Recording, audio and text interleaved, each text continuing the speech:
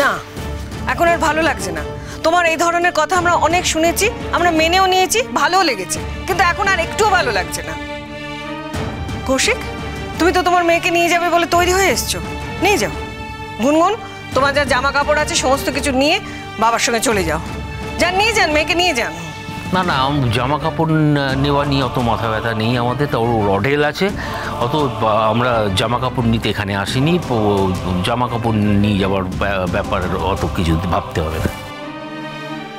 আমি জানি ওর অঢেল জিনিসপত্র আছে আপনাদের বাড়িতে, কিন্তু আমরা কেন রাখবো ওর জিনিসপত্র?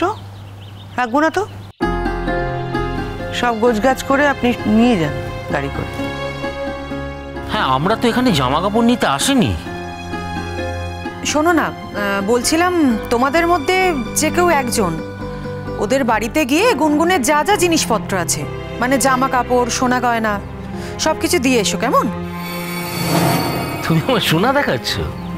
আরে আমার মেয়ে নিজেই একটা সোনা, ওর সোনার গয়না পরার কোনো দরকার নেই, বুঝলে? আশ্চর্য, আপনি কিরকম বাবা, আমরা তো এতদিন বুঝতেই পারিনি। আপনি চিবিয়ে চিবিয়ে আপনার মেয়ের মাথাটা খাচ্ছেন। আমার মেয়ের মাথা আমি চিবিয়ে চিবিয়ে খাবো না আস্তে আস্তে কামড়ে কামড়ে খাবো, সেটা আমাকেই বুঝতে দাও না বোন। হ্যাঁ, তোমাদের সঙ্গে সম্পর্ক যখন মিটেই গেছে, চুকেই গেছে, তোমরা যখন ওর ভালো মন্দ আর দেখবেই না, তখন না এরপরেও মাথা ঘামাতে বলছেন? অসুখ করলেন আঙ্কাল তো বিশ্বাসই করতে পারছেন না যে এরকম ঘটনা একটা ঘটতে পারে। ও তো ভাবছে আপনি মজা করছেন। আমি মজা করছি? আমার মেয়ের ডিভোর্স, আমার মেয়ের একটা বিয়ে হবে, আর আমি মজা করছি? আচ্ছা কি ভাবো বলো তো তোমরা আমাকে? হ্যাঁ, সুকল্যাণ আমায় কি ভাবে? আমি সবসময় মজা করি? আমি একটা মজারু? না, সব মজা টজা করছি না। ও তোমাদের ছেলে তো তেজ দেখিয়ে চলে গেল, সে তো একবারও রিকোয়েস্ট করলো না যে আচ্ছা ঠিক আছে একটু মানিয়ে গুছিয়ে চলো। বেশ করেছে, করেনি, পুরুষ সিংহের মতো কাজ করেছে। ঠিক আছে, আমিও তাহলে নারীর মতো কাজ করছি। বেশ করছি যে আমার ওর সাথে থাকতে ভালো লাগছে না, আর আমি এখান থেকে চলে যাচ্ছি। বেশ করছি। তুমি তো নিজের কথা ভাবছো, কারোর কথা শুনছো না। আমরা যে এত করে বললাম, আমাদের কথা শুনলো না। আমরা কি করে থাকবো ভাবলে না? একটুও ভাবলে না। তোমরা একবারে ভাবছো যে আমি কি করে থাকবো? যদি তাই হতো, যদি এত কষ্টই হতো আমাদের জন্য, তাহলে আমাদের ছেড়ে তুমি যেতে না। না মানা, এত অপমানের পর আর এখানে থাকা যায় না। না, এই তো আপনি এটা ওর মাথায় ঢোকালেন তো যে এতদিন ধরে আমরা ওকে অপমান করেছি। আরে এতদিন না করো, আজকে তো আমার সামনেই তো অপমান করলো দাদা।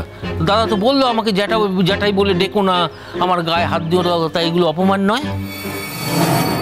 আশা করি আমাদের কথা শেষ হয়ে গেছে।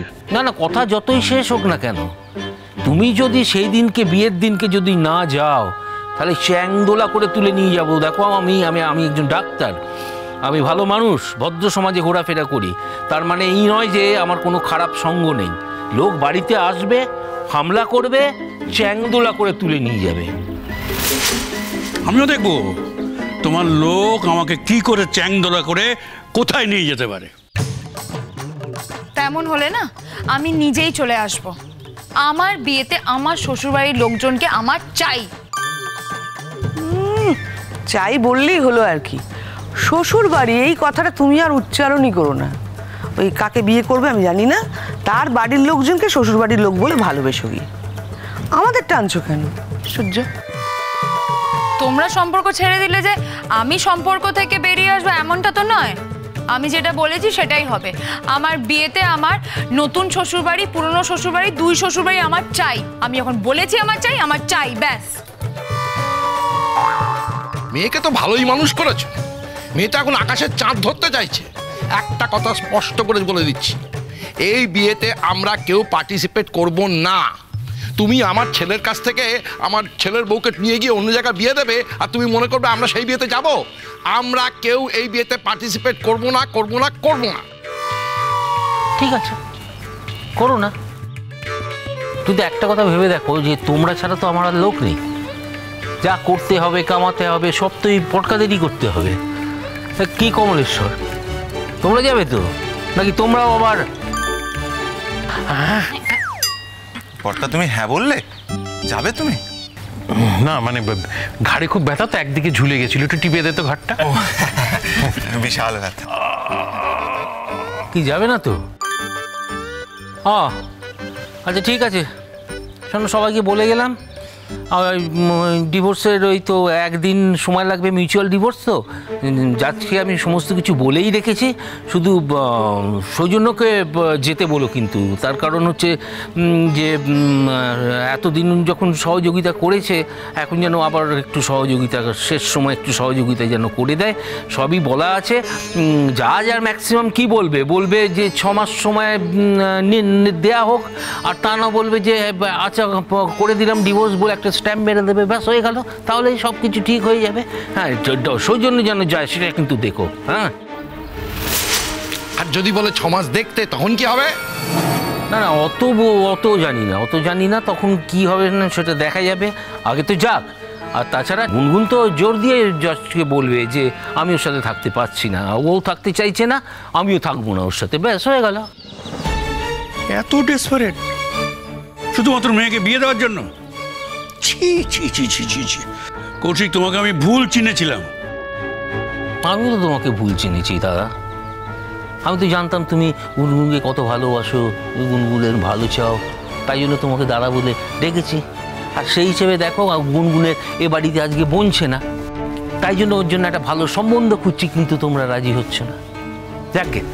যাকে কমলেশ্বর, আজ আমি যাচ্ছি ভাই, তোমাদের সবাইকে বলে গেলাম, সবাই কিন্তু চলে এসো। হ্যাঁ, আর রূপাঞ্জন, তোমার বাবা মাকেও আমি ইনভাইট করবো, আমি যাব, গিয়ে ইনভাইট করে আসবো। তোমরা সবাই মিলে কিন্তু চলে এসো। আমার মেয়ের বিয়ে বলে কথা, বুঝলে না, এবারে জমিয়ে বিয়ে দেবো, বুঝলে, সব রকম উপাচার হবে, আইবুড়ো ভাত থেকে শুরু করে সব কিছু হবে, গায়ে হলুদ, সঙ্গীত, সমস্ত কিছু করব। অনেকদিন বাড়িতে কোনো অনুষ্ঠান হয়নি, বাড়িতে ভেতরে ম্যার করছে একদম। একটা ভালো করে জমিয়ে আবার একটা বিয়ের অনুষ্ঠান হবে, সবাই মিলে কিন্তু চলে এসো, বুঝলে, ফেল করো না একদম, 1 নম্বর। আর কমলেশ্বর, তোমাকে আমি বলছি, যে আধবুড়োগুলো এখানে যেতে চাইছে না, তাদের কিন্তু চ্যাংদোলা করে নিয়ে যাওয়ার দায়িত্ব তোমার, মনে থাকে যেন। না না, আমার কোনো তো লোকজন বিশেষ নেই, তাই জন্য আমি তোমাদের নিয়ে যাচ্ছি, কোনো উপায় নেই, বুঝলে না। দেখো ভাই, হ্যাঁ গুনগুন, চলো মা।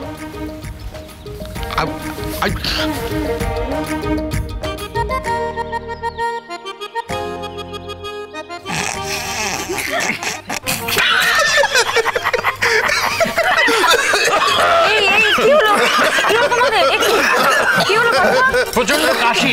আমারও না কেন কাশতে কাশতে, জানিস জল এসে গেল চোখে। হঠাৎ করে সবার কাশি পেয়ে গেল, ওই রান্নায় একটু ফোড়ন টোড়ন হলে যেটা হয় আর কি, তাই না? ফোড়ন রান্না কোথায় হচ্ছে রূপাঞ্জন, যে তুমি ফোড়নের গন্ধ পাচ্ছ? আসলে কি বলো তো, তোমরা না সবাই মিলে হাসছিলে, আর হাসতে হাসতে কেসে ফেলেছো। আচ্ছা, তোমাদের লজ্জা করে না? হ্যাঁ, আমি সব কজনকে বলছি, তোমাদের লজ্জা করে না? আমাদের বাড়ির ছেলে বাবিনের এত বড় ক্ষতি হয়ে যাচ্ছে, আর তোমরা এখানে দাঁড়িয়ে দাঁড়িয়ে হাসছো। বাবিন যদি তোমাদের এটা দেখতো। চলো, সভ্য হয়ে যাচ্ছে দিন দিন একদম। না গো বর্দা, কৌশিক দা এমন ভাবে বললো তোমাদের চ্যাংদোলা করবে, ওই দৃশ্যটা ভেবে আমরা হেসে ফেললাম, তারপর কেসে ফেললাম। ভজন। হ্যাঁ দাদা বলো। আমি দেখছি আমি এদের মানুষ করতে পারিনি, সব একটা ধর্মের ষাঁড় তৈরি হয়েছে। তাই তো দেখছি। তুমি চাবুক হাতে ধরো। বলছো? চাবুক দিয়ে মারো ওদেরকে। কি বলছো? তুই দেখ তোর বাবা কি বলছে, এ দেখো তোমার শ্বশুরমশাই বলছে চাবুক দিয়ে মারবে, দেখো। হ্যাঁ, আমি অর্ডার দিচ্ছি, বড় থেকে ছোট লাইন করে দাঁড় করাও, দাঁড় করিয়ে চাবুক মারো, না হলে এদের স্বভাব হবে না। চিনি, বুঝলে আমার না পিঠটা কিরম সুসুর করছে, যেটাই না যে কোনো মুহূর্তে চাবুক মারবে। চলো। আরে বাবা, যাবো না তো, এখানে চাবুক পেটা খাবো নাকি? চলো। কোথায় যাচ্ছিস? হ্যাঁ, কোথায় যাচ্ছিস? পালাচ্ছে, দেখো। আমরা কি আমরা চাবুক পেটা খাবো, তোমরা পালিয়ে যাবে? কি রে, তোদের কি একটু কষ্ট হচ্ছে না? হ্যাঁ, এরকম বাবিনের জীবনে এরকম একটা ঘটনা হয়ে যাচ্ছে, আর তোরা নিজেরা হ্যাঁ হ্যাঁ হ্যাঁ করছিস, কি ব্যাপার? হ্যাঁ, ছি ছি ছি ছি, নিজেদের সমস্ত হই হুল্লোড় এই হট্টগোল করতে গিয়ে তোরা বাবিনের কথাটা ভুলেই যাচ্ছিস? কি ব্যাপার? হ্যাঁ, বিশ্বাস কর পুটুদি, আমরা কিচ্ছু ভুলিনি। মাঝে মাঝে ভুলে যাচ্ছি, তখন হাসছি, আবার মাঝে মাঝে মনে পড়ে যাচ্ছে, তখন ভারী কষ্ট হচ্ছে। জানিস কষ্ট হচ্ছে না রিজু?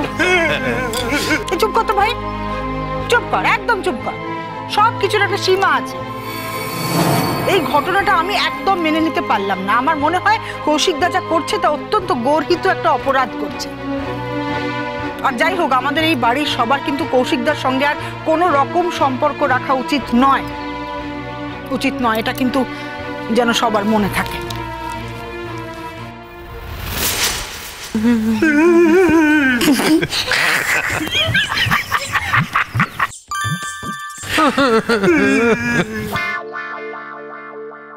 আমি একটা দিনের জন্য বিয়েটা করতে চাই। আমি একটা দিনের জন্য ক্রেজিটাকে দেখাতে চাই যে আমার জন্য ওর থেকে ভালো ছেলে আছে।